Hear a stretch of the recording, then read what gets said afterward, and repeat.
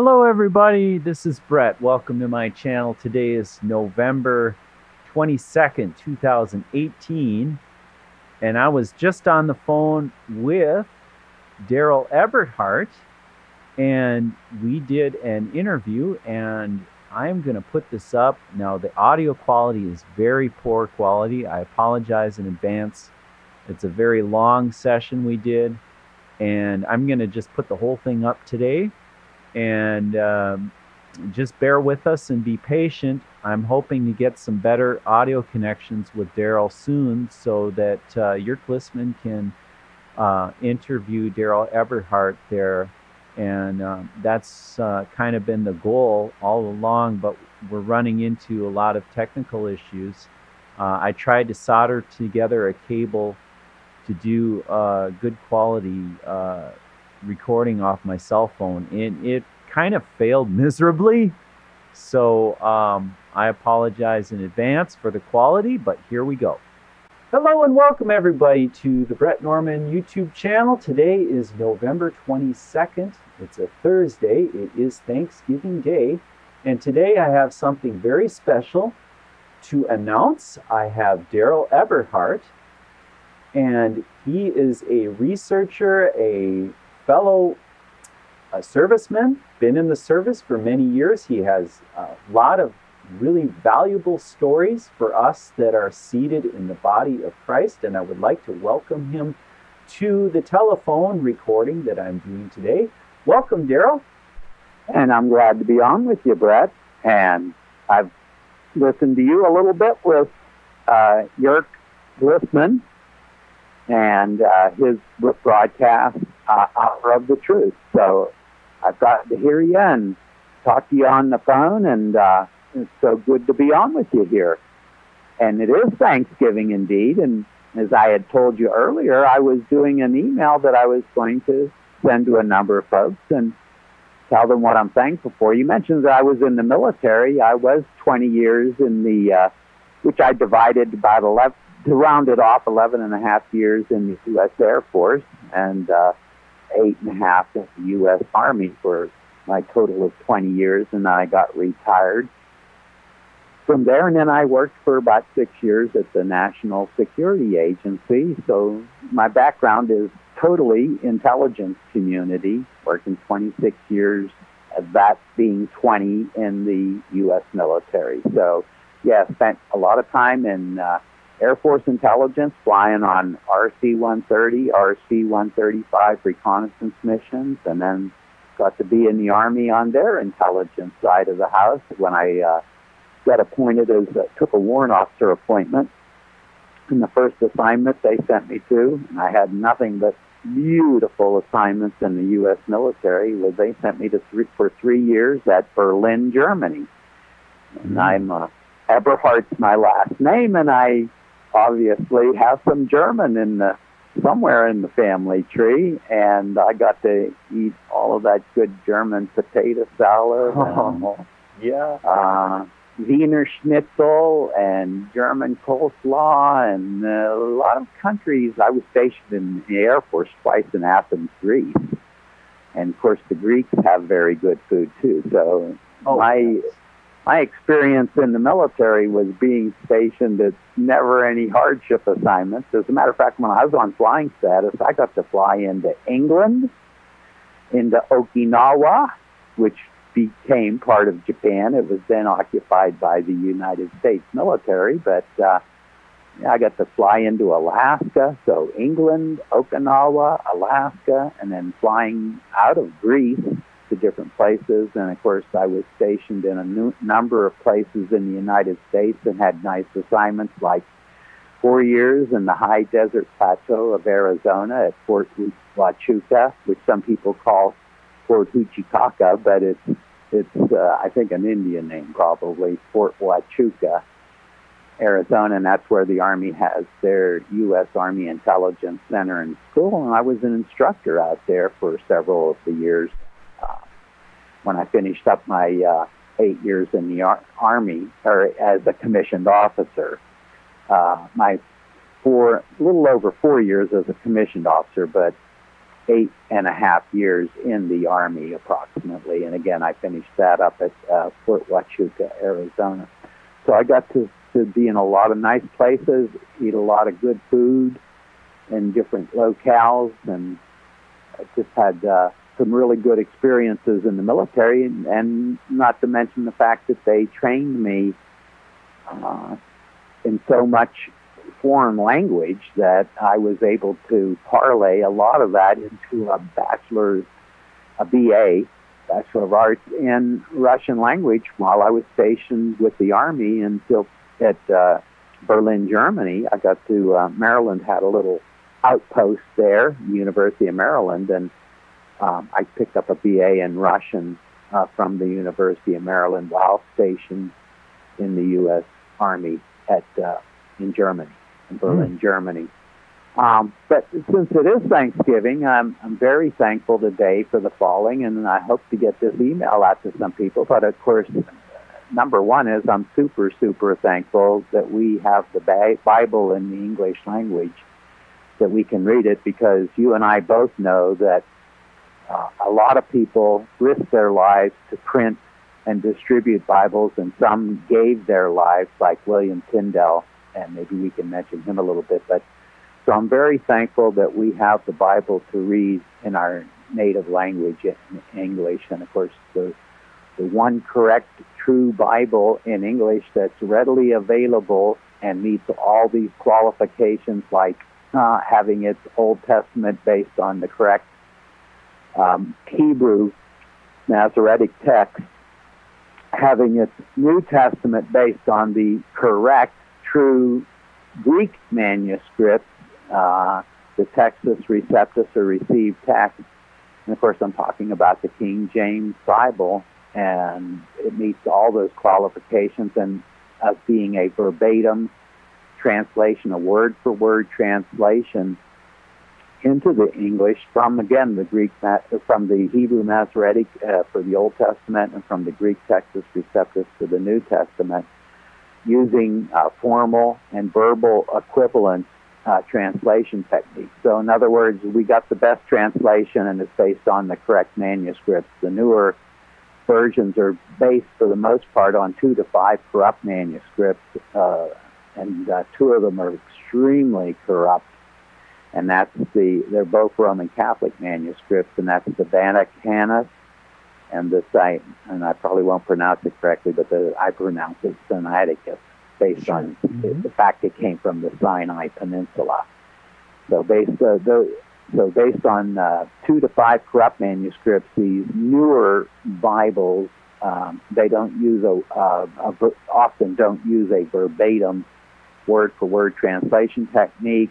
Some of them are paraphrases, but no matter what they do, they can't come out with the correct Bible, because the true Bible in any language, because they're operating off faulty manuscripts.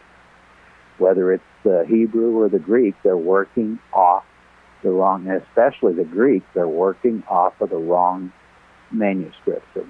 Actually, what David W. Daniels calls an Alexandrian stream of Greek manuscripts. So yeah, that's an occultic stream, is it not? It is extremely. And the Gnostics and all these kind of guys that were just erasing anything out that they didn't like the divinity of Christ, etc. They basically butchered the Bible. And by doing that, they're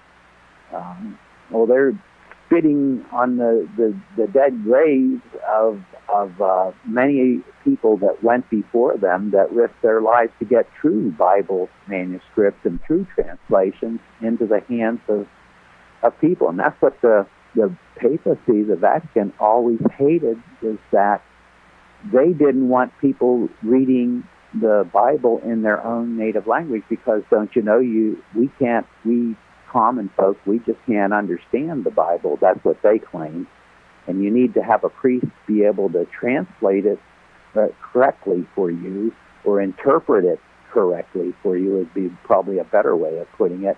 And that's why for hundreds of years, They didn't want anyone having a Bible in their home other than a Bible in Latin, and only then a Catholic Bible that was based on the Catholic Latin Vulgate. And again, that was generally only for scholars, but they didn't want the average Joe farmer or average Joe peasant to have a Bible in his native language, because if they did have such a Bible, then they'd probably see that the papacy could be identified as the Antichrist. But we're diverting a little bit, but I'm very thankful that we have the Bible in our native English language, and it's based on the correct manuscripts, and I'm talking about the 1611 authorized, but there's some other slightly different versions of it, the King James Version, but it's still the old King James, whether you call it the Oxford or some of these other towns where they did translations. But the fact of the matter is, the old King James Bible, King James Version, is the correct Bible for English-speaking people, and I'm very thankful that we have that. And then for other things that we can all be thankful for a Christian, we ought to be thankful for our Father God's sacrifice of His only begotten Son, the Lord Jesus Christ, at Calvary. And anyone that reads John 3:16 knows that God, speaking about God the Father, so loved the world that He gave His only begotten Son, that whosoever believeth on Him should not perish but have everlasting life. And I think I did that correctly. Yes, you did. I have a lot of Bible verses memorized, and I even have a few memorized in Russian. I think I can try that in Russian. Ибо так возлюбил Бог мир, что отдал Сына Своего Единородного, дабы всякий верующий в Него не погиб, но имел жизнь вечную. And if my memory's serving me correctly, and I hope it is, that's Russian for John 3:16. And other things that we should be thankful for, especially if we're Christians, for courageous Christians who've gone before us proclaiming the Christ and exposing the Antichrist. And I want to put that on, that second part in there, because the Reformers proclaimed the Christ.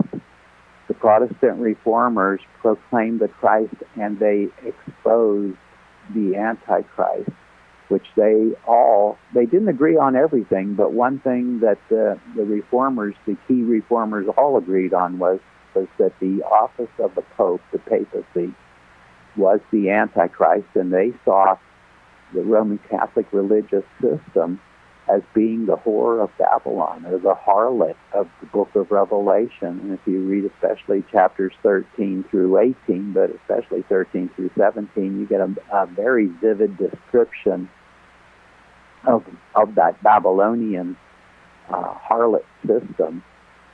And you get a very, very good picture. Of course, Daniel, I think it's chapter 7. But anyway, the prophet Daniel, and when you read Daniel and Revelation together, if you can't figure out who the Antichrist is, then as I think it was Cotton Mather who said there has to be somebody, one of the famous Christians of the past said there has to be sort of a deliberate blindness on someone's part that can read the Bible and not figure out who the Antichrist is. But anyway, those courageous Christians that went before us, just to list a few of them, and I'm going alphabetically here by their last name, and I could have listed many more than them, but John Bunyan, who spent a lot of years of his adult life in prison for speaking the true gospel.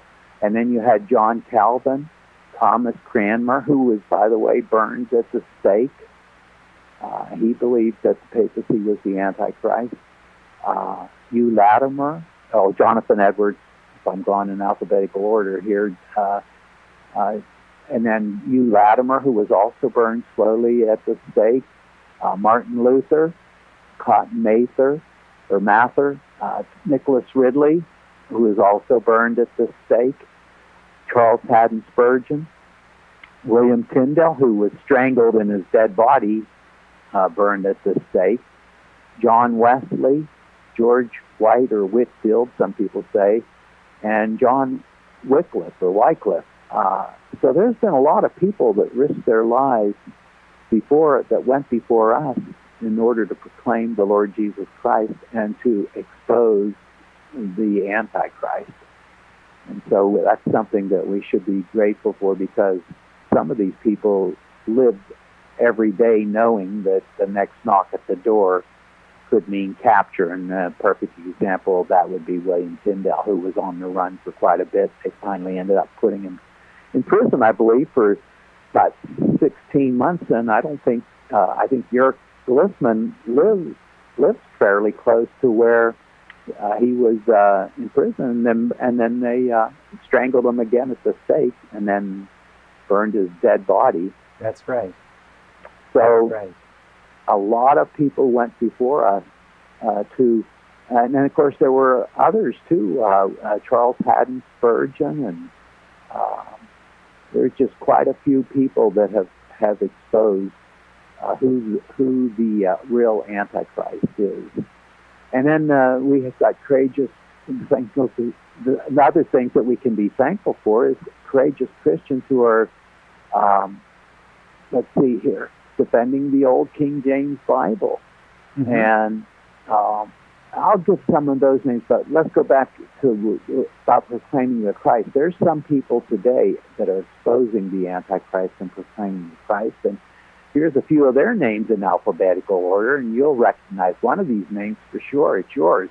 But Richard Bennett, Ronald N. Cook, Tom Fress, Jörg Glissman, Brett Norman, you, and Michael D. Semyon. I mean, so here's some folks right out there that are telling the truth about the Lord Jesus Christ being the Christ, the Anointed One, and telling the truth about the papacy being the Antichrist. Oh, and so vital that is. And of course, we both probably have heard that tape where I think it was Pope John Paul II was speaking at the European Parliament, and you had Ian Paisley, a true Protestant preacher, pastor, who got up and right to John Paul II's face says, "I call you the Antichrist." Oh, that is such a precious little video for those that are starting to come to the knowledge of this truth that we're talking about here.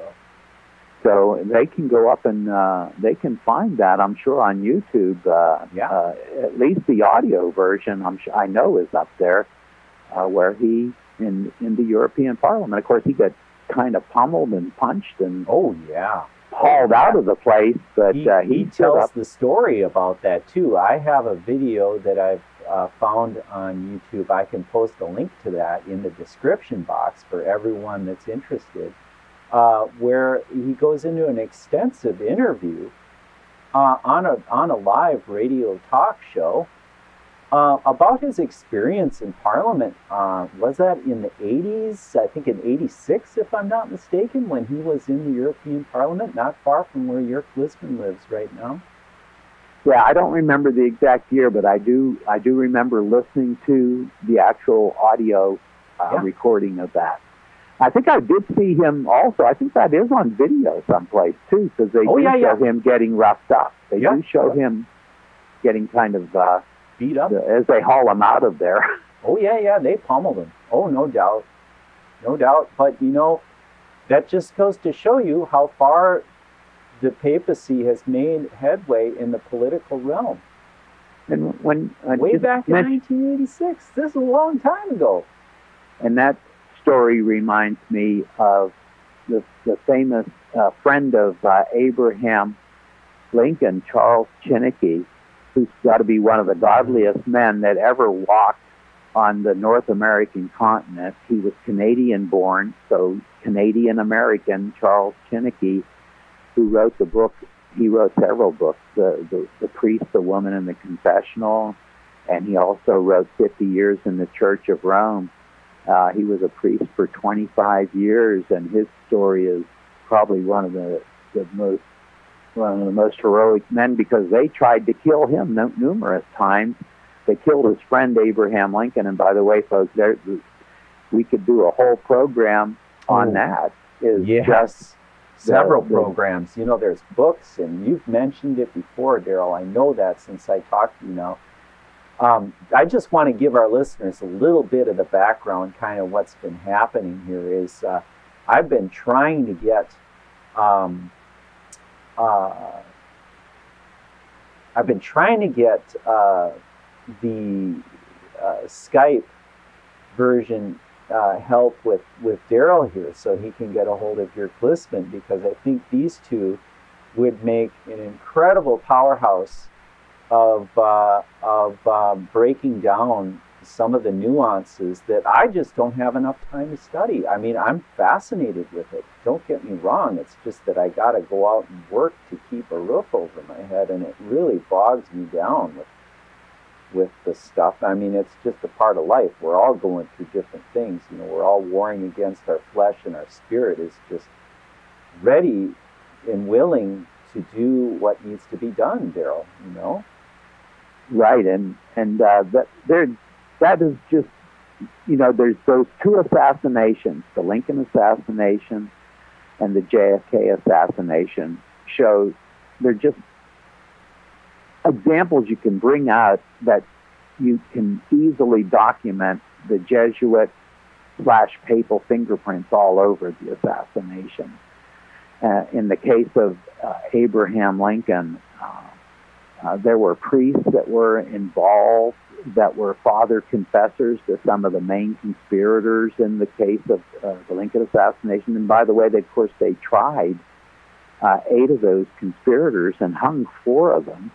One of them had been a convert to Roman Catholicism, Mary Surratt, and she had as her father confessor a Jesuit priest. And so I don't have any notes in front of me. I'm going by memory, but his name, I believe, was B.F. Wiggett.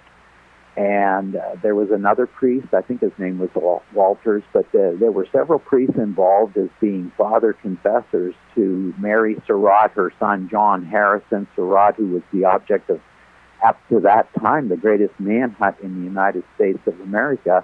These conspirators in the Lincoln assassination, John Harrison Surratt, who, again, talking about the fingerprints of the people responsible for the murder and trying to get the bad guys out of the country afterwards.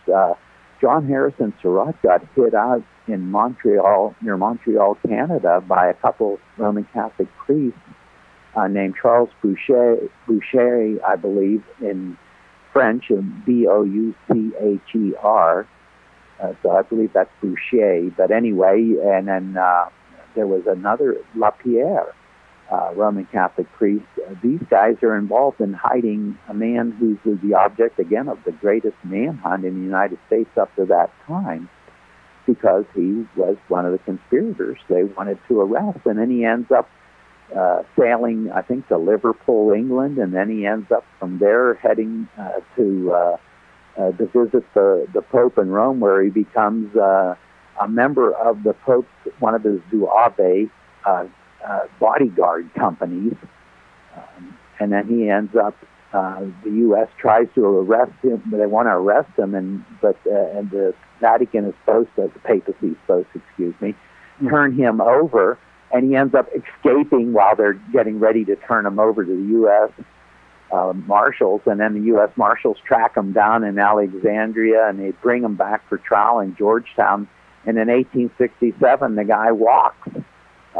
They get hung jury, I think, on 2 different civil trials, and so guy ends up living off of his reputation, and that writing little stories and stuff and selling them, and John Harrison Surratt dies fat and happy, basically. One of the conspirators who was involved in the plan to kill Abraham Lincoln, and of course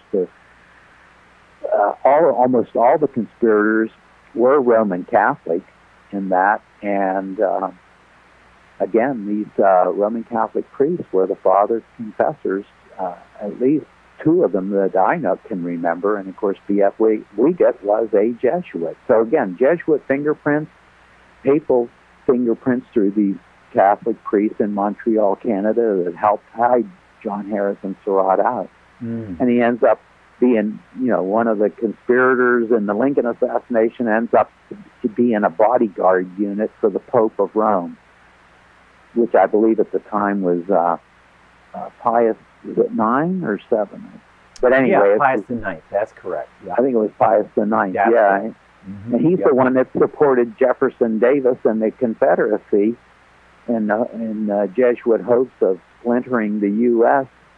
into two separate countries. So Lincoln himself has the famous quote of that all of the blood can be attributed or thrown back to the Jesuits for this Civil War. They're talking about the Civil War in 1861 to 1865 that was fomented by a Jesuit front group called the Knights of the Golden Circle. So, as you probably picked up, Brett, I'm kind of really interested in history and have read quite a bit, and there were several people that came out with excellent books. One of them was Brigadier General Thomas M. Harris, who was one of the men on the 12-man military commission that tried 8 of the conspirators and again hung 4 of them.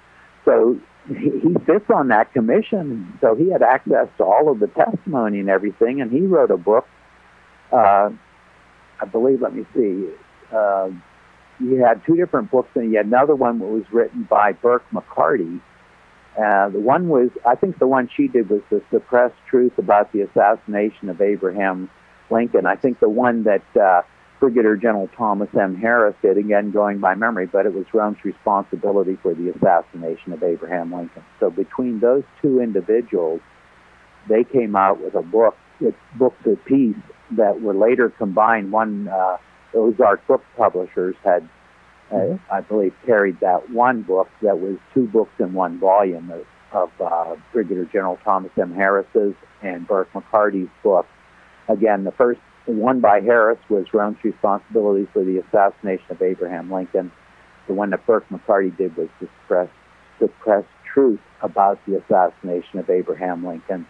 And between those 2 books, if you can read those 2 books, you can see thousands of fingerprints, basically, if you were a detective, showing Jesuit / papal involvement in the assassination of Abraham Lincoln. And of course, where did all that history go? Because if you go to, I took college, university level history courses, I took American history, never a mention of any of that in any of those history textbooks. Oh, no.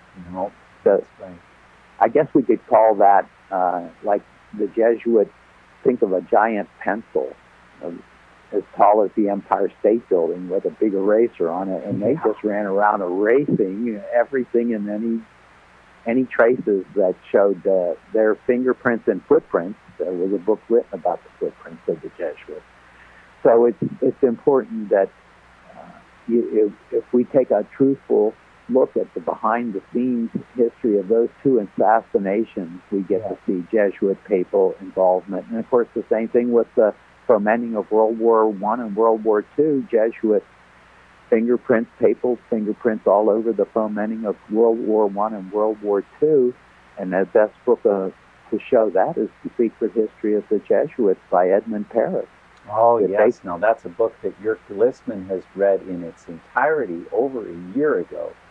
And he gave me the videos to put up on my channel.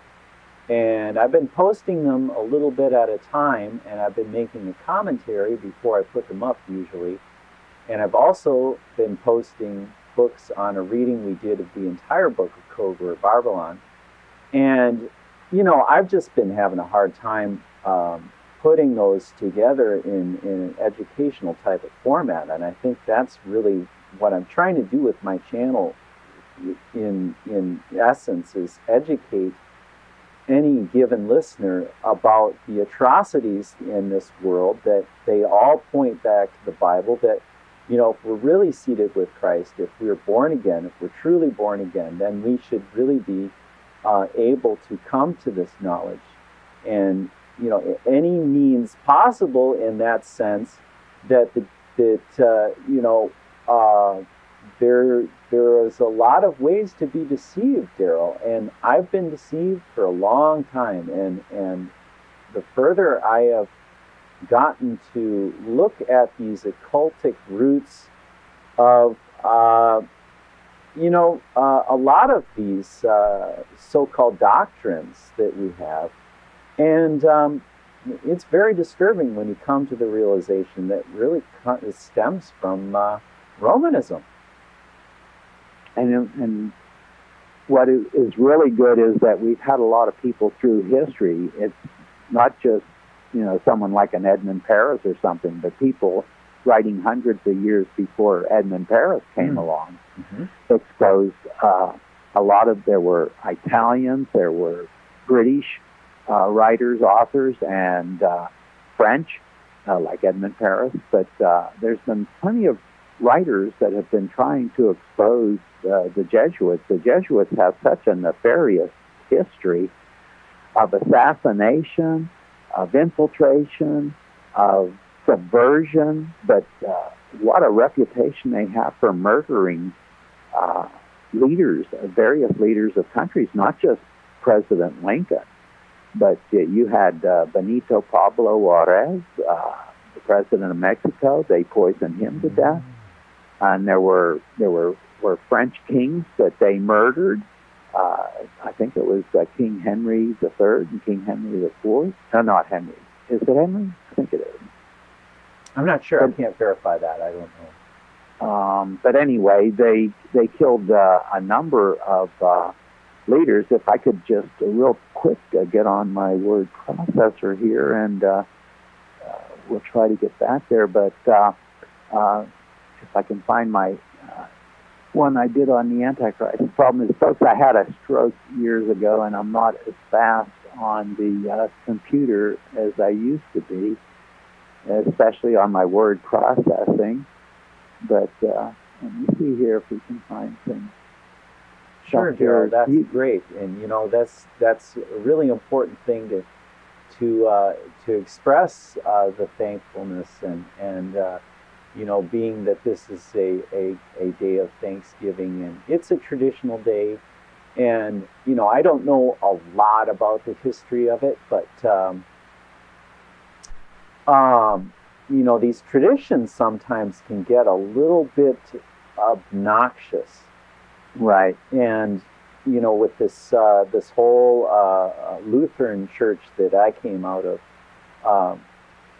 a lot of Jesuit infiltration, but the problem I see is so subtle. It is so incredibly subtle. I mean, even Martin Luther, we come down to the writings of Luther himself. I don't know. I mean, you can approach it any way you want. There are people on the internet that like to try and pin down Martin Luther as a Rosicrucian, even. And I don't know much about it. I've just heard about it, Right. I found my... Go ahead. Yeah, I was just going to throw that out there. Have you heard anything about that, Darryl? No, I haven't heard that version, but of course, after someone's been dead for hundreds of years, it's easy to come up with all kinds of things, like they tried to say that the Protestant King James, who was responsible for the King James Bible, they tried to say he was a homosexual. And again, hundreds of years after someone said, then you come up with some of these stories that there doesn't seem to be any historical basis for it all. But I did find my little list of a bunch of assassinations and that, and of course it was King Henry III of France that was assassinated by a papal assassin named Jacques Clement, I believe, if my French is correct. And then you had King Henry IV of France. He got assassinated. He was stabbed to death by a papal assassin named, he was a monk named Ravaillac, I believe, Ravallac, and that was Jesuit payback to King Henry IV for having the audacity to grant religious liberty to all his subjects, both Protestants and Roman Catholics, in his 1598 Edict of Nantes.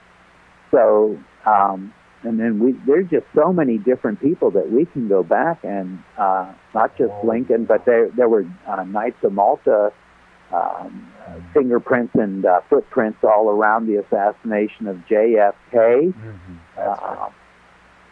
Pope, even several popes were assassinated by the Jesuits. You had Pope Clement XIII. He got poisoned to death by the Jesuits the day before he was to sign a papal document banning the Jesuit order. And then in 1774, his successor, Pope Clement XIV, he gets poisoned to death by the Jesuits about 14 months after he had signed a papal document in 1773.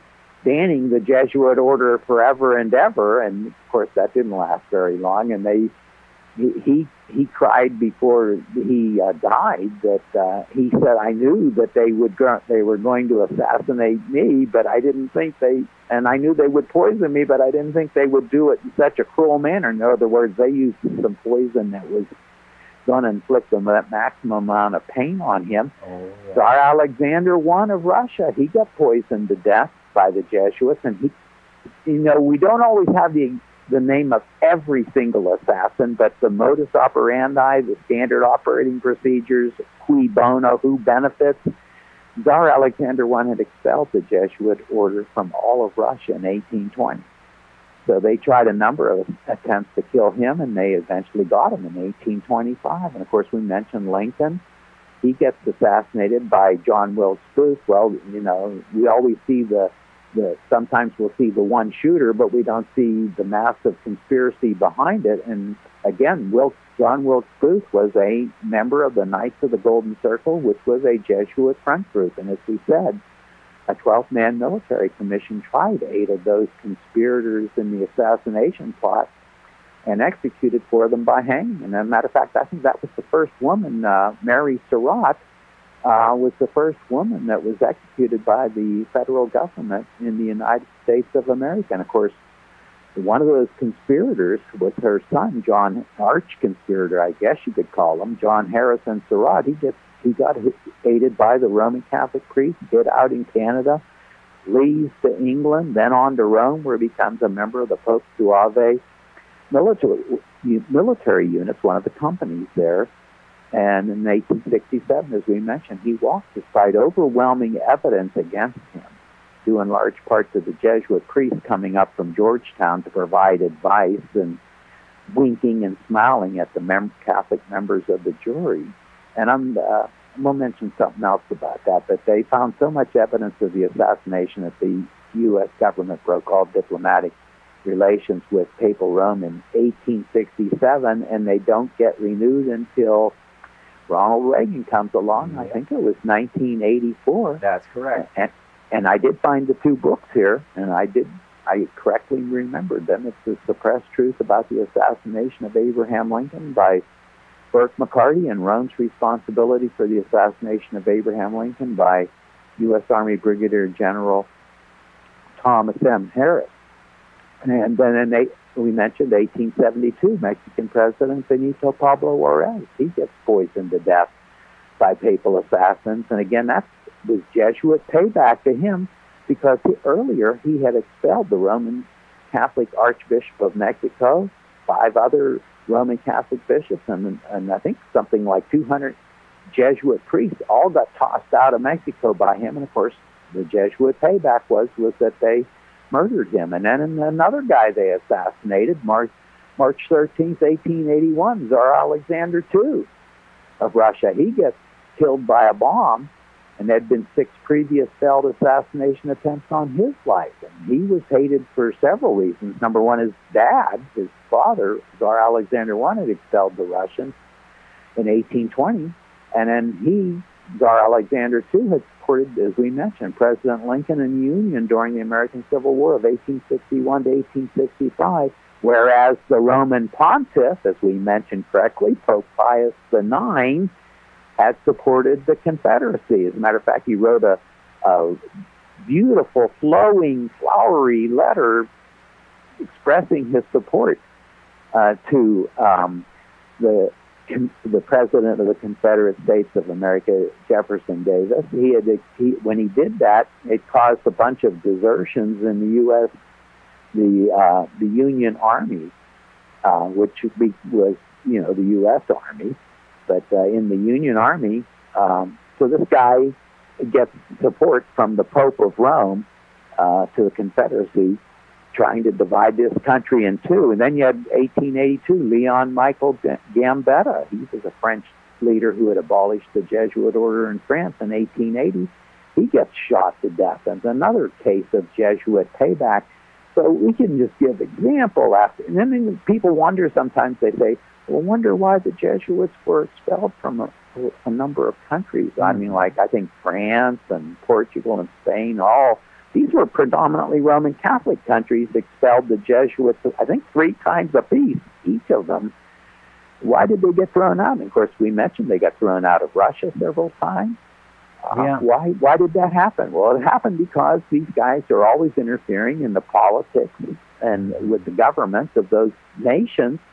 And whenever, anybody then takes an action that the Jesuits don't like, and then they end up getting murdered themselves. So we could just, like I said, give example after example. But that's something that so many of these world leaders have been murdered by the Jesuits. So, but we're going to get back to, since this is Thanksgiving, what we can be thankful for, and if we have some time, we can get into some of that some other things. But we should be thankful that we have the Bible again in English.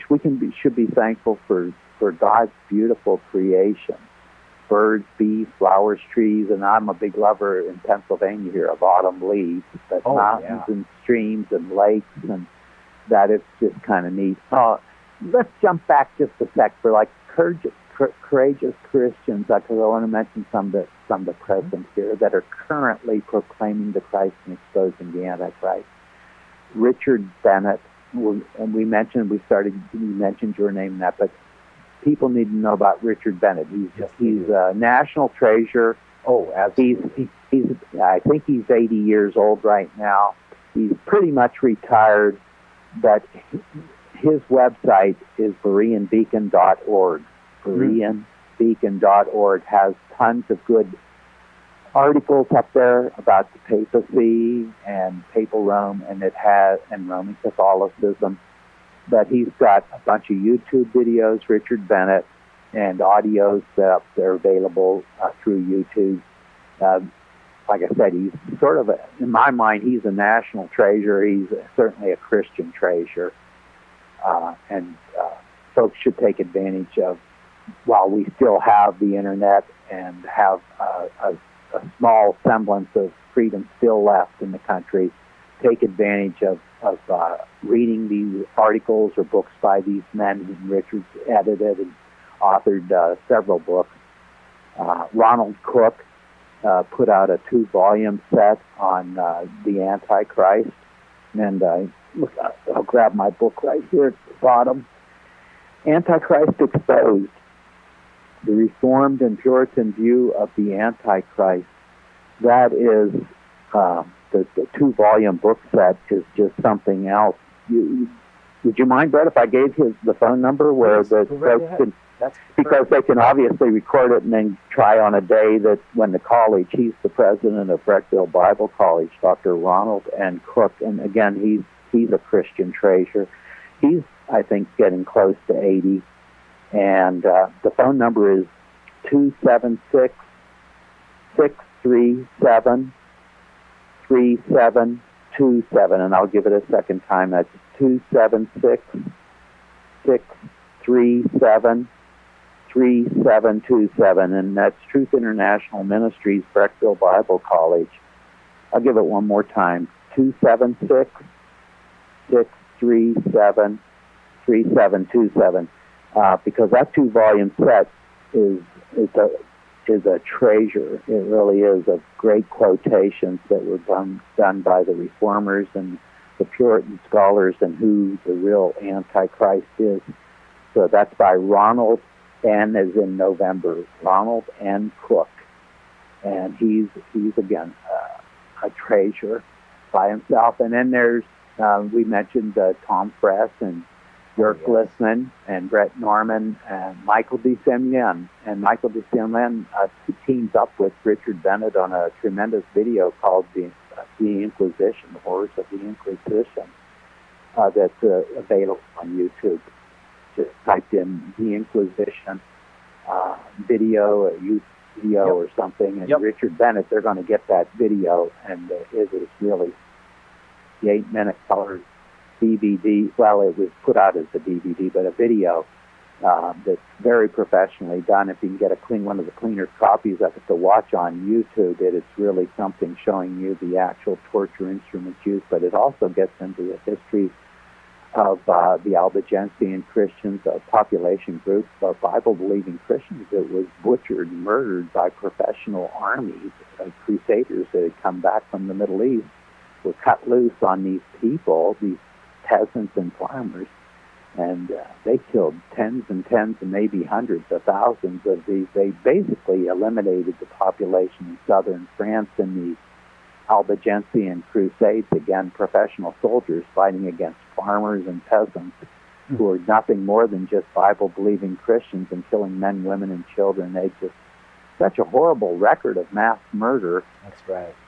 Yeah, and Tom Press, I've been listening to his radio program now for, I'd say good solid 3 years. And he's talking about the coming inquisitions to the United States. And I know, Darryl, you have spoken of the same thing in our recent conversation that we have had. And this is something that's so important and so vital for all of us that are claiming Christ as our Messiah. We got to know that there are millions and millions of people that have been slaughtered for the name of the papacy. And it's not out in the open either. It's kind of secret knowledge, is it not? It for sure is, because, like I said, if you think of them as a giant eraser, they've much of this history's been destroyed. The people, some of the early Bible-believing, by the way, and this has been covered well by Jörg and Jörg Blissman and Tom Press. They've covered the fact that you had Bible-believing Christians outside of the Roman Catholic Church. The Roman Catholic Church is not the oldest church. It isn't even anywhere close to the oldest church. If you see some of, I think, Jörg Blissman's The Hour of the Truth videos, where he gets into Simon Magus versus Simon Peter. That's right. I'm uploading those on my channel right now, Darryl. We're on the 16th part, I believe I uploaded last night. And when you check that, and you check the history, you find out that the Roman Catholic Church didn't come along till in the 300s at the earliest. And so there were Paulician Christians, there were many other Christians that formed up in the area of Antioch and that, and of course Paul spread as a Christian missionary, but the word went out, and it was mainly to these other Christian groups. Roman Catholic Church didn't come along again until the 300s, and then it wasn't really institutionalized or whatever until Emperor Constantine, basically in the Nicaean, wasn't it? The Council of Nicaea or something. Yeah, that's right. Mm-hmm. When that comes along, and then he basically then, a lot of the pagans got, all of a sudden it became okay to be a Christian in the Roman Empire. But these other groups were there before the Roman Catholic Church was. As a matter of fact, the church started out, that was in Rome, was initially Bible-believing Christians, and they basically were forced out and went underground and that. And the Roman Church, like I said, didn't really morph into what it really is now. That's right. We're talking about 2 Thessalonians chapter 2, very specifically, where Paul is warning about the man of sin, the son of perdition, who will come after the restrainer. And this is a very important doctrine that we should look at, and especially those of you that might be stuck in evangelical Christianity. I shouldn't say stuck, but these are traditions, and we need to check everything in the Bible. Like it says in the book of Acts, we need to be good Bereans and go through our Bibles and make sure that these things are so. Yeah. And again, there's so much evidence that, like Peter, there's no historical evidence, and this is brought out well by Jörg and also Richard Bennett in some of his videos, but there's no evidence for Peter, the Apostle Peter, ever having even visited Rome, much less being the Bishop of Rome. Obviously, you have the Apostle Paul writing a letter to the Romans, and he doesn't mention Peter. He greets various people. If Peter was the first pope and the first bishop of Rome, sure, then Paul created or committed one of the greatest faux pas in history in not even mentioning Peter. Well, he didn't mention Peter because Peter wasn't there. That's right.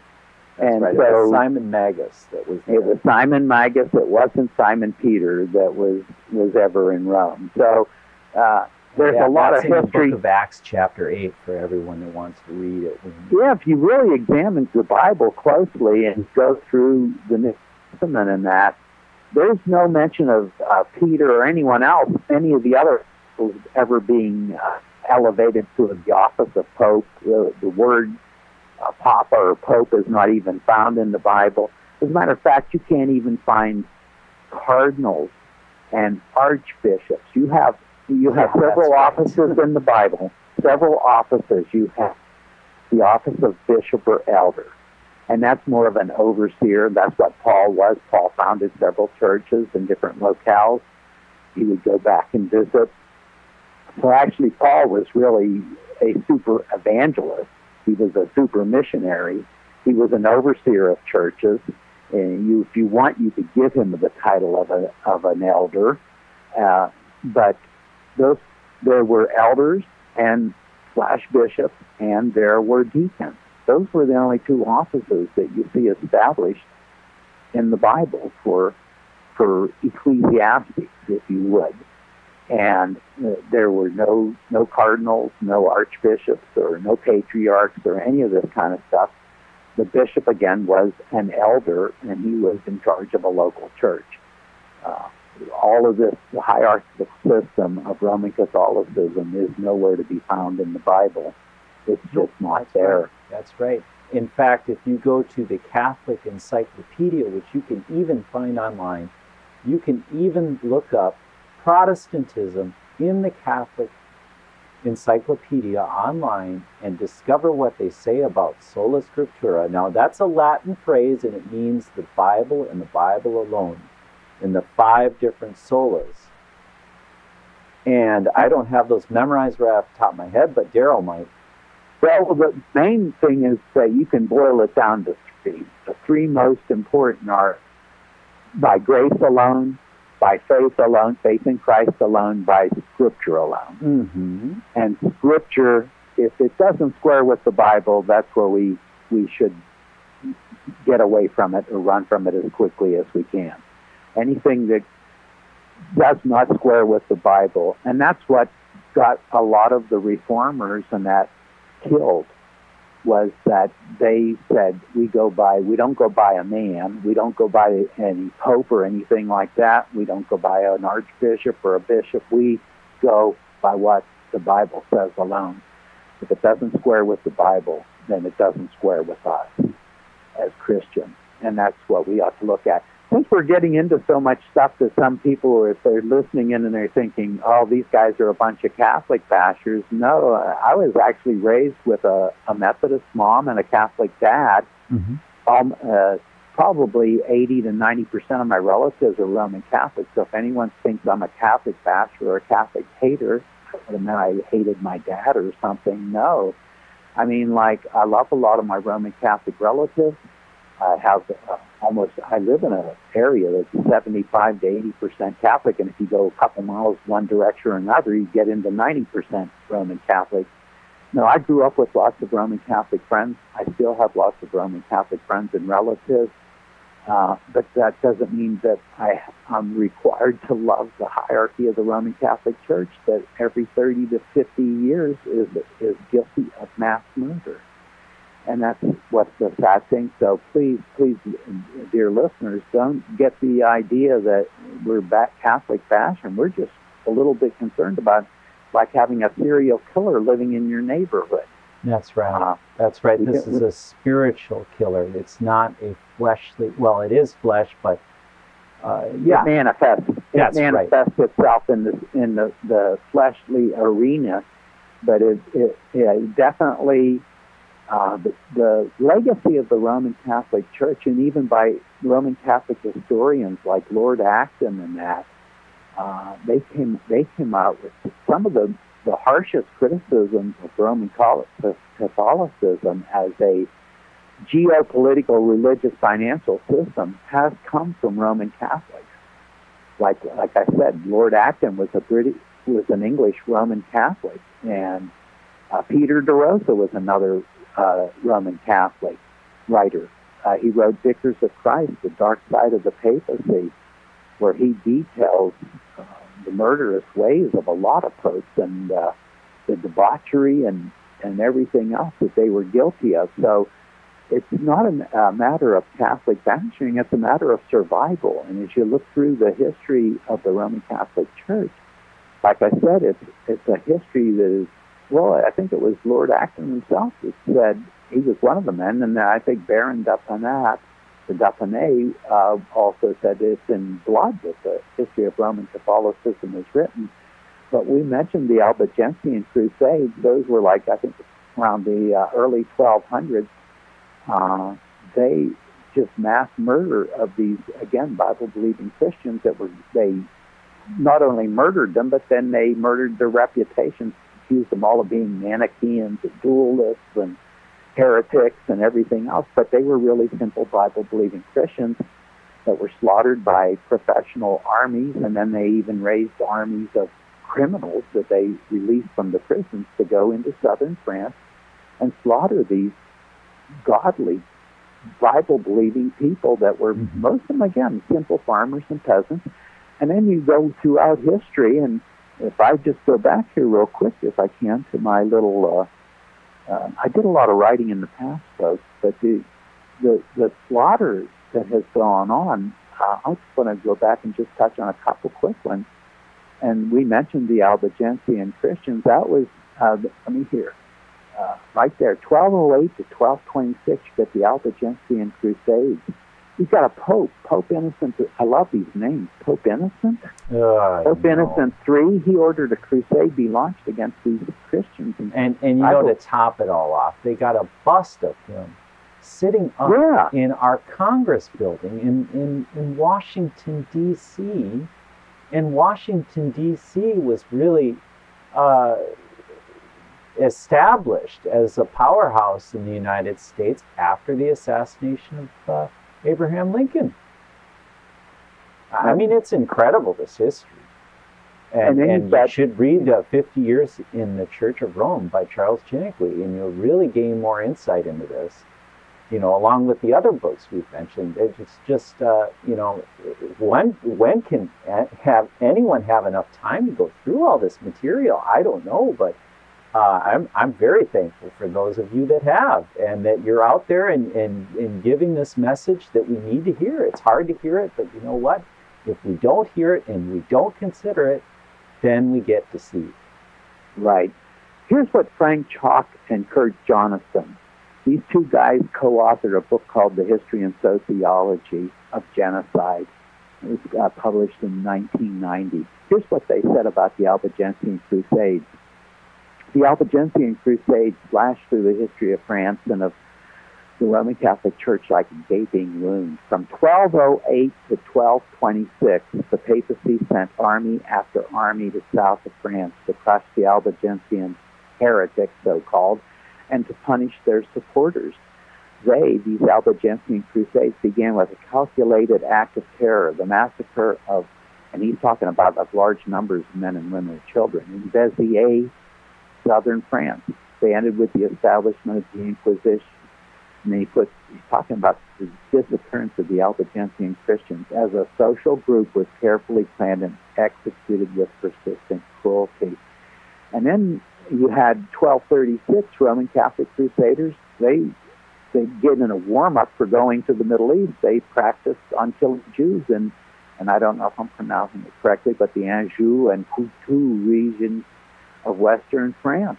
And Will Durant, the historian, tells us that a bunch of these Roman Catholic Crusaders, they just went through these areas and they bade all Jews to be baptized. And when the Jews refused, the Crusaders trampled 3,000 of them to death under their horses' hooves. 1243, all Jews in Belitz, Germany, that's near Berlin, Germany, are burned alive by Roman Catholics. What was their crime? Some of them had defiled, supposedly, allegedly, a consecrated host.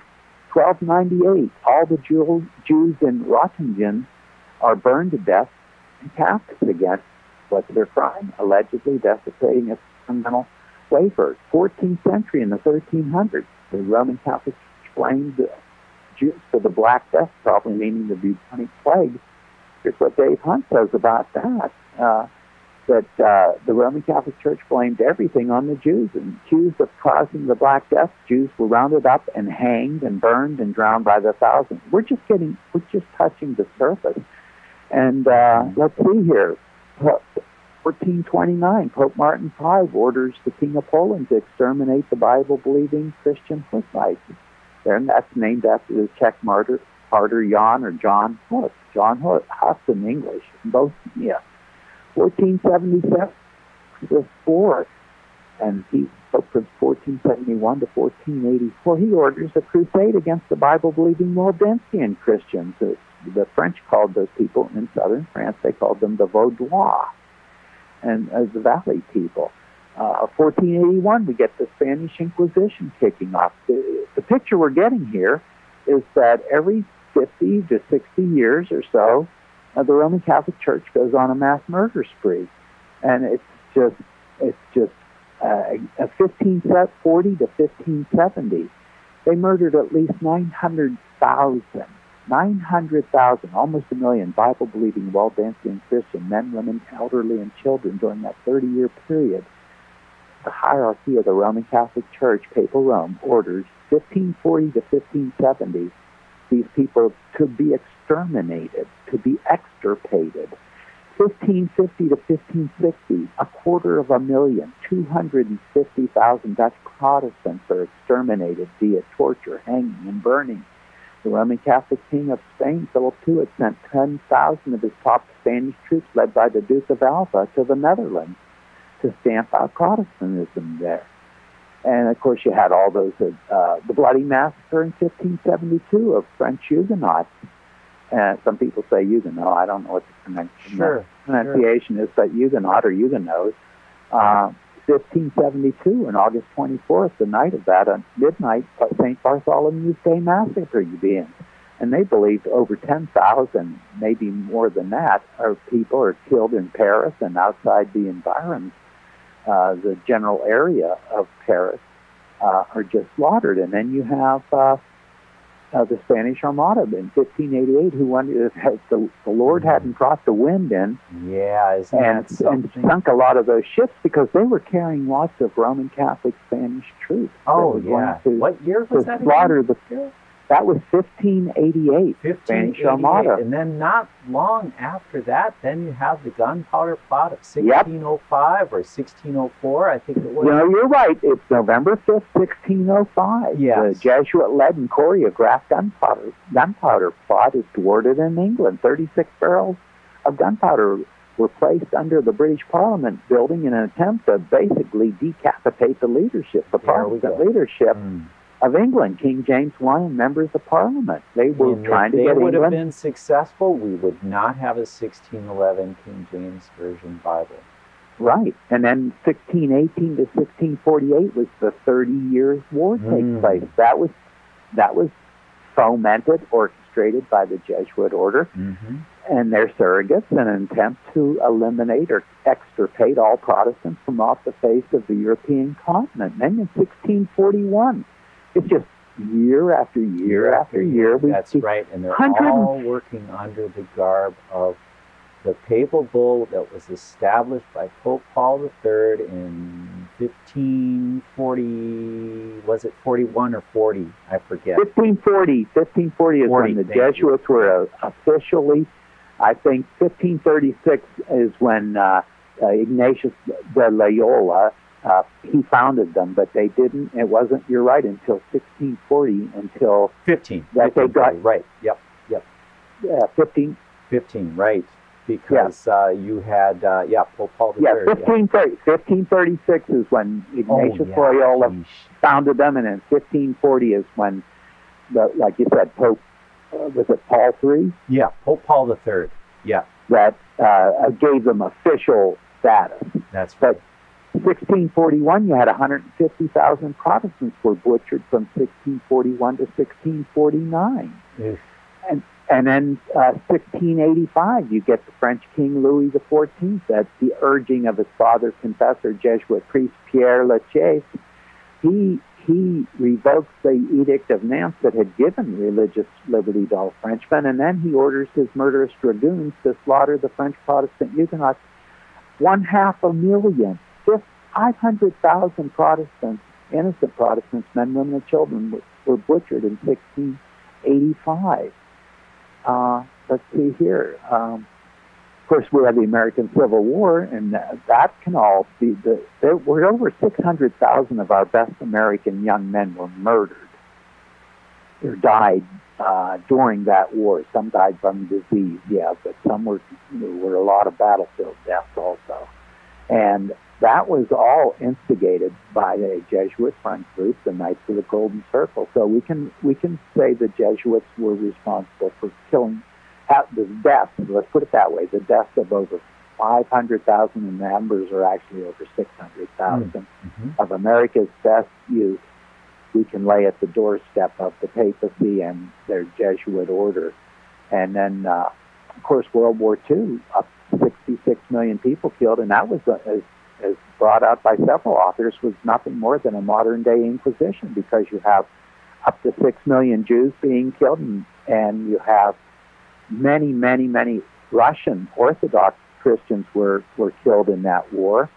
And you have the Protestant Germans in the Prussia and the other northern parts of Germany that were all the firebombing and everything. Oh, it's no. The historic enemies of the Roman Catholic Church, the Russian Orthodox, the Jews, and the Protestants in northern Germany were the ones that took the greatest casualties during that war. You know, I really look forward to hearing what you and Jörg Listman are going to have to say, because, you know, I've known Jörg for a number of years now, and he has a very, very different perspective on what happened in World War II.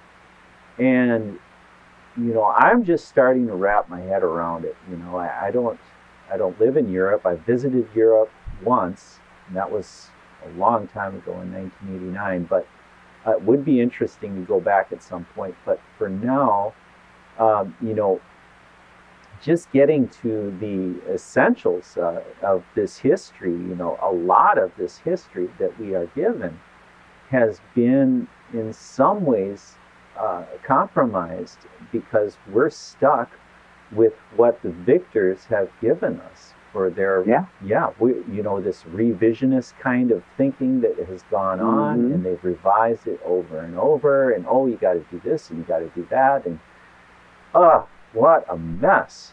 I hope you're keeping track of the time. I'm not. But yeah. I'm not worried about time. 1941 to 1945, during the worst of World War II, is when you have a horrible Holocaust going on. It's called the Vatican Holocaust by Gavro Manhattan. That occurs in Croatia.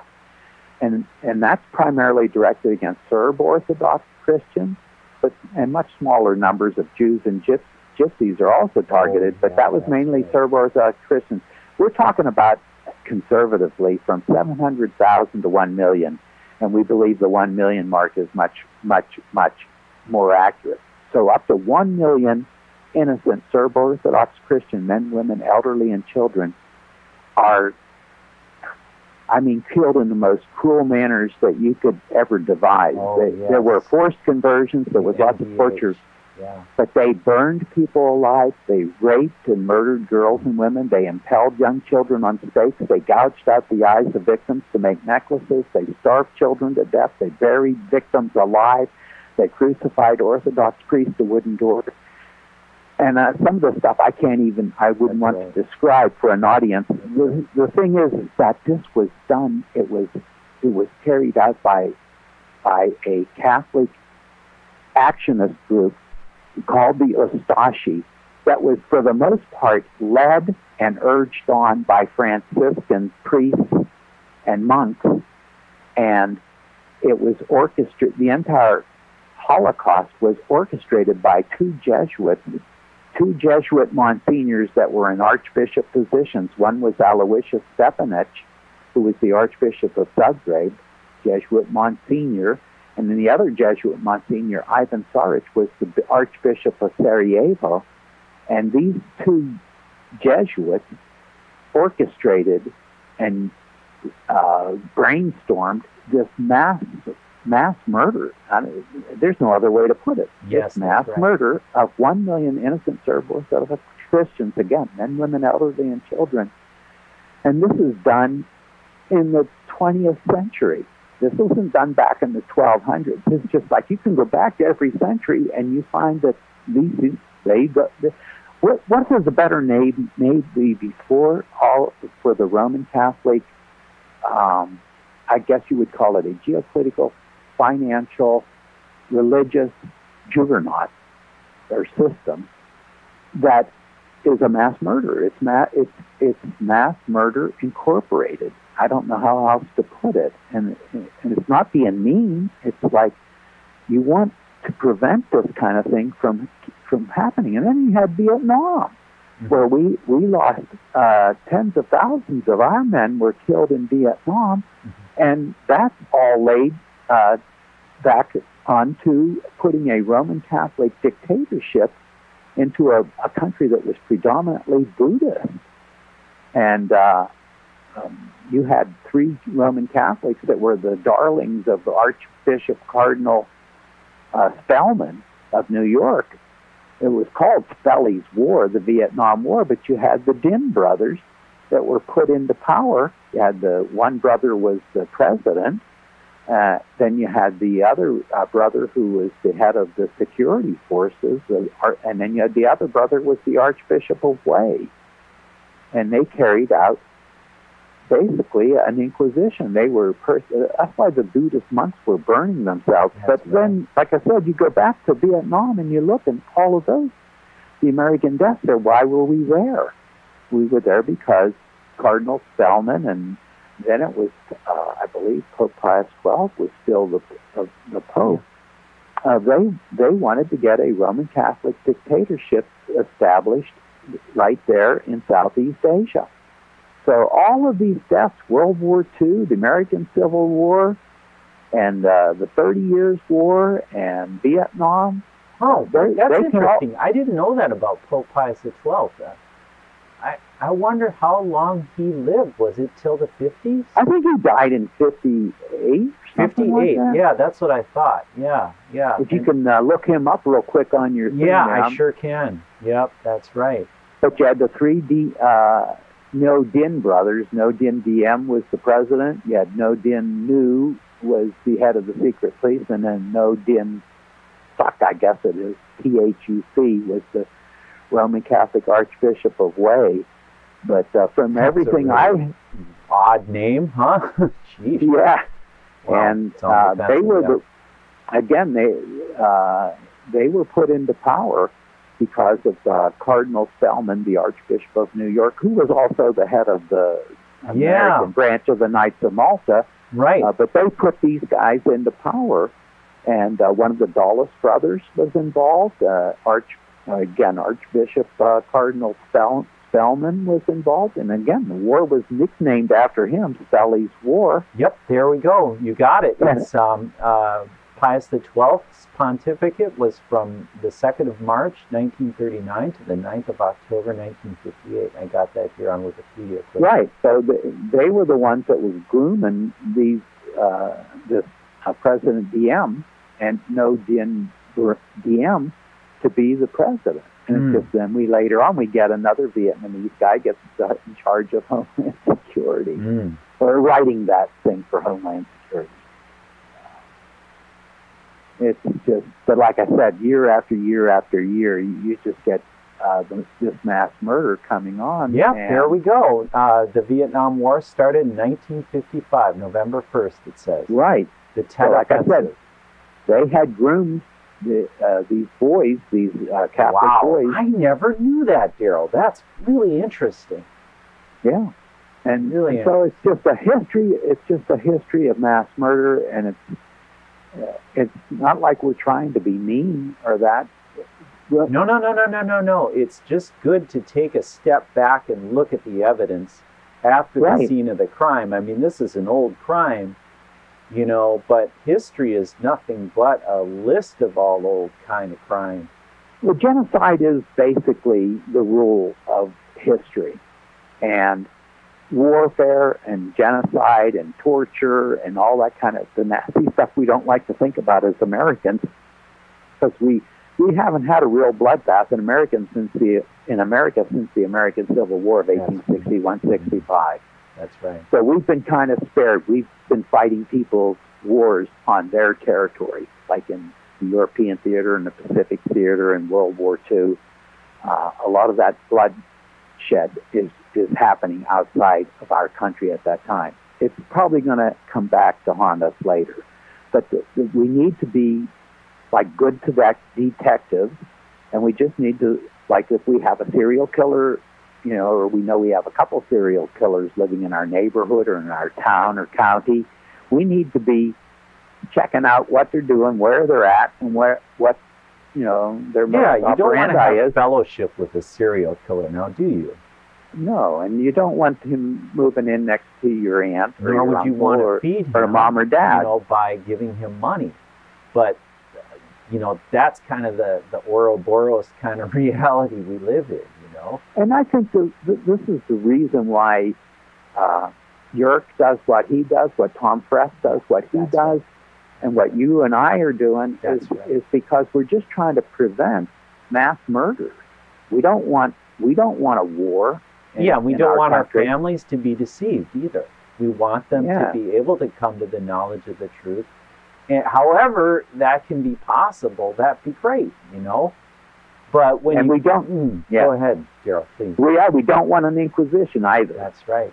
No, and people don't realize until you watch that 58-minute video of the Inquisition by Richard Bennett, you don't realize how horrible this thing was. And the video is not only good for showing you what the torture tools were and how long the Inquisition. The Inquisition was over 600 years, folks, for the official running time. It actually, they whined and cried when they when Napoleon's general went into Spain and they were shutting down the Inquisition, and the Catholic Church was whining and crying and complaining about how dare anyone stop them from torturing people. And that one French, what was it, a colonel or something, went into that one Dominican garrison or something in Spain, and they said, "Oh, we don't torture anymore. That's the old wives' tales. Don't worry, we don't do that." And David W. Daniels brings that out very well in his book, "Did the Catholic Church Give Us the Bible?" How the one of the French officers, they started pouring some water in the cracks, and then they found all these dungeons below the surface where they were, you know, had naked victims that were starving and had been tortured horribly, and the French blew the place up. The French soldiers were so disgusted. This was during the time of Napoleon. And the Inquisitions were still going strong, and they didn't want to relinquish their ability to torture. And that's the sad thing, and that's one good thing Richard Bennett really brings up on some of his videos, is they've never repudiated their right to use force on people to bring them back into line, to make people, you know, kowtow to the Pope and to obey his whatever his wishes are. This is just the whole reason we're doing this is try to warn people. We don't want an inquisition going, and we don't want a bloodbath. We don't want a civil war. And that's what these people do. That's what the Jesuits are famous for, is for fomenting wars, fomenting revolutions, for getting genocide started. They just have a track record of evil that is unbelievable. And when you start looking at it in its totality, that's really true, Darryl. And I just got to mention it quick that I have been doing a little bit of research on the Jesuits for years, and kind of just doing some real basics as far as encyclopedias go. And there's an Encyclopedia Americana that was done I think it was in 1905. And it was, I think it was, who was it that put this out now? Scientific American, if I'm not mistaken. Scientific American at that time put together this encyclopedia, and if you search Jesuits in this encyclopedia, it gives you a very disturbing picture of what a Jesuit really is, and it's not even close, not even a hint close to the European counterpart, the Encyclopedia Britannica at that time. So there is evidence here in the United States. We have been so sidetracked on this. Yeah. One of the big problems we've had in America, and they had it in England also, is that a lot of that behind-the-scenes history and stuff, what little of it did ever come out has been pretty much erased. And whenever... Yeah, there's that eraser again, yeah. And again, the way they did that was that they put, like a lot of times in the United States of America, you'd have like, whether it was a college, university, even public schools and stuff, if they were on the textbook selection committees and stuff, you almost always invariably got a Roman Catholic priest. So that's something that they're very famous for, not just the Jesuits, but, the Dominican, Franciscans, and all the rest of the different orders that have Catholic priests is that if they're in your community, they're going to get a priest on some sort of an education committee, on a textbook selection committee, or whatever, and they're going to say, your textbook mentions the Inquisition and says that we did some terrible tortures. That's not a nice thing to put. That makes the church look bad. If you want to sell that textbook, or you want to, that history textbook, or if you want to have that at your college or anything like that, then this has to come out. And you have to put something a little bit more Catholic friendly in. Mm-hmm. And that's what happened is that throughout the United States of America, and this has been going on for many, many decades, if not over 150 or so years, is that they've lobbied to get any kind of a book, like even in a library or something. Sometimes they'll say, don't carry that book or such and such. They control most of the media. They control, the big magazines and everything like that. So that a lot of, like if Brett or I write a book that's very negative to the Jesuits or the Papal Rome itself, do you think Time magazine's going to advertise our book? I don't think it's going to happen. With the Pope on the cover with the Man of the Year over and over and over again. Yeah, and that's they control pretty much what books get promoted. Now, if our name a while ago was Bill O'Reilly, or if our name was, some of these other supposed conservatives, if we were like Sean Hannity or some of the other ones, Rush Limbaugh or something like that. Alex Jones. Yeah, then if we write a book, then we not only would get it advertised, but we'd get interviewed or that if we were those people, but we're not. If we try to write a book or a big article or something like that, it's never going to get published. And we're not going to get invitations like Alex Jones did to go on mainstream television. It's just not going to happen. I don't think you're going to see. You're not going to see Yerk. You're not going to see Tom Press. You're not going to. Yeah, you're going to see David Icke. You're not going to see Brett. You're not going to see me ever on Fox News or MSNBC or something. It is never going to happen. Ever. And if we have a book again, they're not going to advertise it.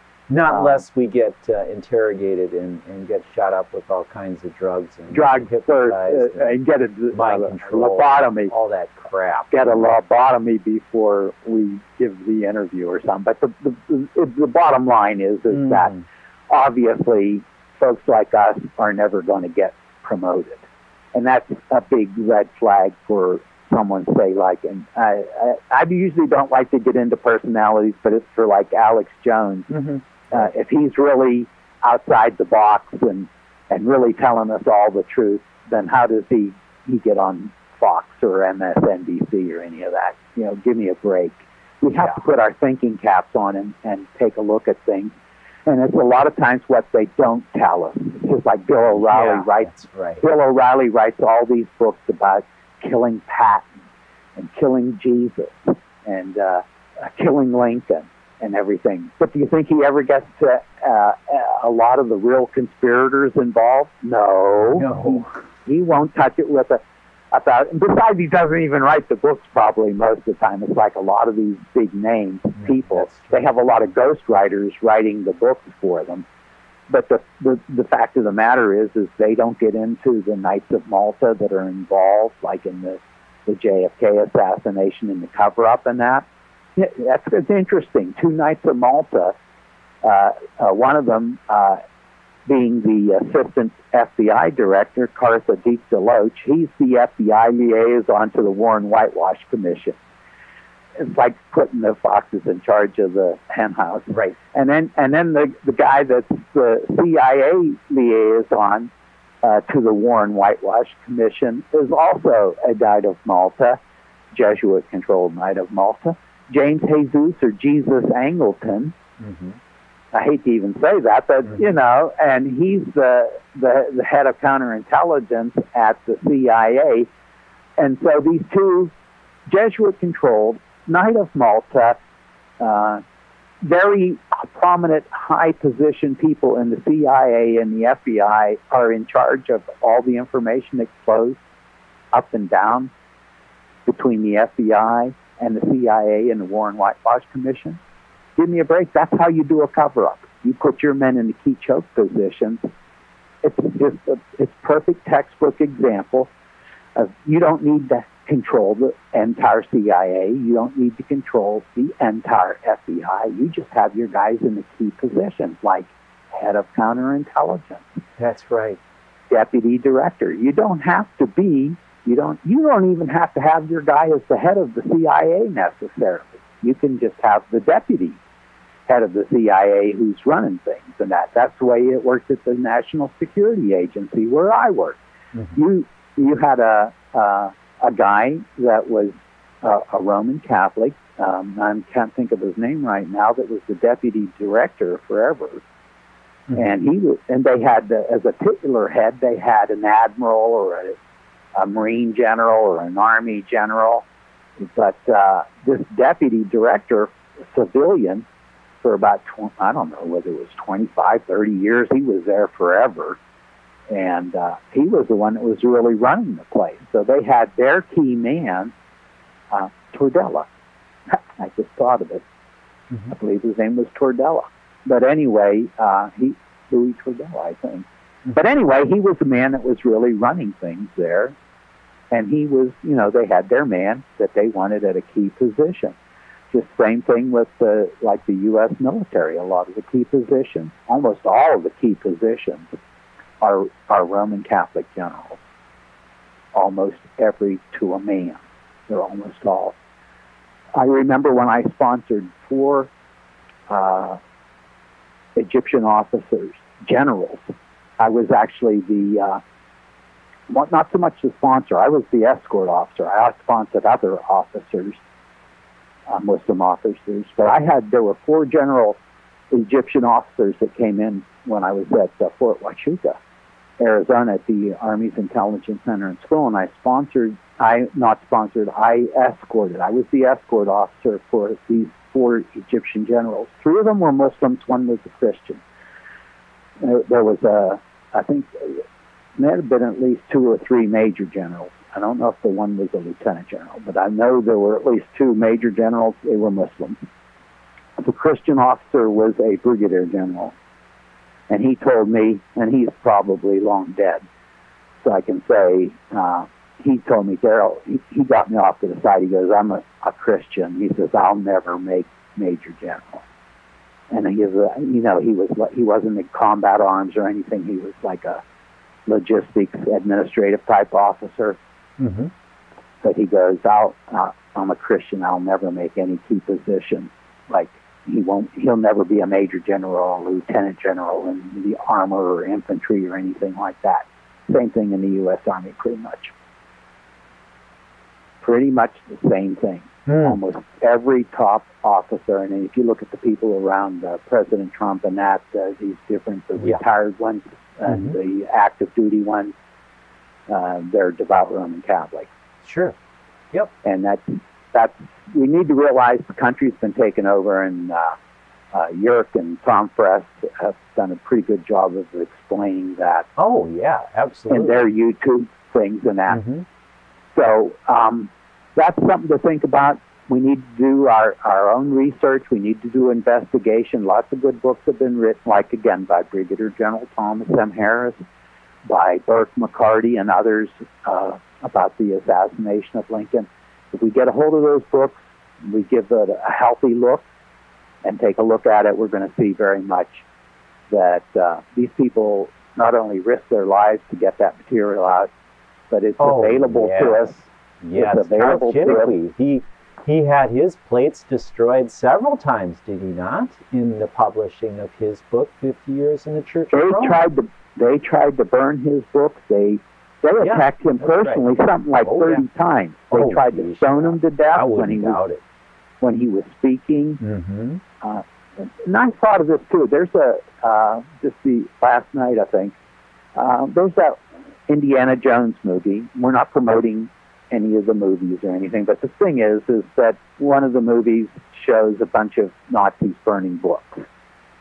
And Harrison Ford goes, "I hate these guys," because they're burning books. Well, I thought to myself, wow, who had been among the biggest book burners throughout history? The Roman Catholic Church. Yeah. Because they burned Bibles. That's right. And they burned the people that translated the Bibles. They burned the people that distributed the Bibles. They burned people that were caught carrying a Bible in their own. That's right. And that happened before the Jesuits were created. Yep. That's really important history for everyone to know right there. Just raw, basic truths. Yeah. This hatred of the Bible goes way back before the time of the Jesuits. The Jesuits became this spearhead or spear tip of the Counter-Reformation, yes. Yeah, I mean, that's really interesting, because if you do what I suggested earlier and you look up that Sola Scriptura under Protestantism in this present Catholic Encyclopedia, newadvent.org, you will read where it says Sola Scriptura, quote-unquote, Bible alone, unquote, the belief in the Bible as the sole source of faith is unhistorical, illogical, fatal to the virtue of faith, and destructive of unity. Right there. Bam. And one of the scariest things of what's going on right now is that there's only one group that's being identified as being the real threat to society, and that's fundamentalists. Yep. This current Pope, this current Jesuit Pope, is speaking out against fundamentalists as if they're the terrorists in the world, and they're the only group that's not going to fit in under this ecumenical umbrella of everybody and anything goes, except for people who have the belief in the fundamentals of the faith. If anyone thinks that the separated brethren are okay now, no, they're like Santa Claus. Yeah, that's right. They're like Santa Claus. They're making a list and checking it twice. And they're in the identification phase right now. But they've got another, and I believe Tom Fress, who calls his broadcast Inquisition Update. That's what we're looking at. We're looking at an Inquisition that I believe they're getting ready to bring soon to the United States of America. So if any of us do have our heads in the sand, we need to get them out.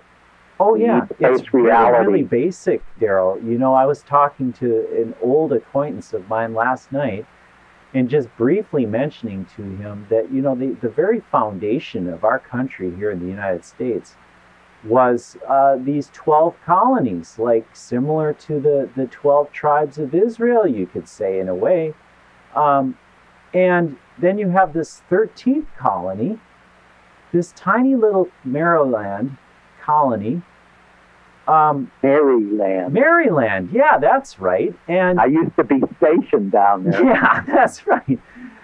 Well, yeah, and you have this tiny little thing, and this establishment. You start looking at these books like Rulers of Evil by F. Tupper Saucy, and I thought that Jörg Listman did a wonderful reading and discussion of that book from his we don't European perspective.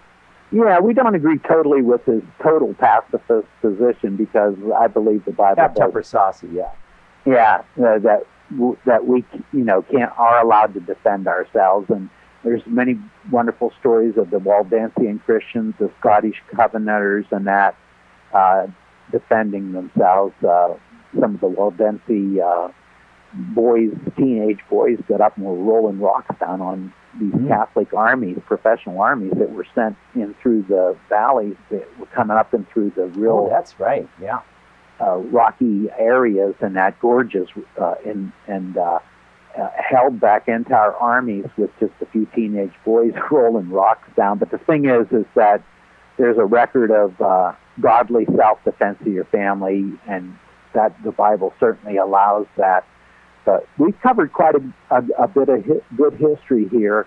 Yeah, and I hope that the listeners will go do some investigation, because we mentioned some good books like that Secret History of the Jesuits. I think that just really nails down that the Jesuits in Papal Rome were responsible for fomenting World War I and World War II. I think those are pretty serious charges, and we all need to check that out, find out if that's true. I mean, I think Edmund Paris does make a very good case, the French author, that it was the Jesuits in Papal Rome that fomented World War I and World War II. And we sure as heck don't want World War III, and that looks like they're trying to foment that either in the Ukraine or one of those areas or in the Middle East. These people have a lot of different cards they can play, and a lot of different scenarios they can run. But again, if we take a truthful look at history, every 30 to 50, 60 years at the max, if you do the math, you're going to find out these people are doing a massive genocide somewhere. And that's why it's important to know about the Albigensian Crusades, the slaughter of the Waldenses, the slaughter of the Hussites in Bohemia. Richard Bennett brings that in a lot of his videos about these slaughters. We just need to know that this is kind of the norm of history, and as Spanish-born philosopher George Santayana said, if you don't learn from the mistakes of history, you repeat the mistakes of history. And so we need to learn the lessons of history. That's why history is so critical. I don't know how much time we get left, but like you said, you can always divide things up in that. But since it is Thanksgiving, I'd like to just say, I mentioned God's beautiful creation, and I loved it when I was out west and got to go through some of the parks, like national parks like Zion and Canyonlands and Yosemite. There is so much beauty in creation, and the Bible says that all things were created by and for Jesus Christ. You know, that's really interesting you bring that up, Darryl. And nothing was made without him. Go ahead. That's right, yes. And that is, trying to remember, help me with that verse. Where was that again? I know it's in John. Yeah, all sure things in the Gospel of John. By him and for him. And nothing was made without him, or whatever. Nothing was made without him, and it's all for his purpose. And when we are selfless, or close to selflessness, because I think selflessness is very hard to achieve, right, in its pure form. But in our fleshly bodies, if we are to, die to Christ every day, then we consider these things. We consider what it means to step aside from the fleshly desire and from the coveting that we often can get involved with, and really look at the martyrs and the faith of Jesus Christ. And in someday Christ will return to his flock here on earth, and we that remain, we have that to hope for, that to look forward to, the great exodus. And it's going to happen. We don't know when. We're not going to even try to suggest that we know when, because we know that is not biblical. Right. And here's a couple more things I'm thankful for, and that I think that we should all be thankful for is I'm thankful, like, even though I had a pretty nasty stroke that almost totally paralyzed my right side, I have good eyesight, I have good hearing, and I'm thankful that I can walk. Yeah, you're very coherent. It sounds like your mind works perfectly fine, and you can talk perfectly fine. And yeah, it's a wonderful thing to have you on, Darryl, and I really appreciate you taking the time with me and contacting me through Tom, and really look forward to getting with you, getting together again with you, and maybe getting on the horn with Jörg Listman here in Belgium. Yeah. Let me give a couple more thanks real quick. I'm thankful for my Christian brothers and sisters, especially the ones that have the courage to stand for truth. I'm thankful for the freedoms that we still have in America.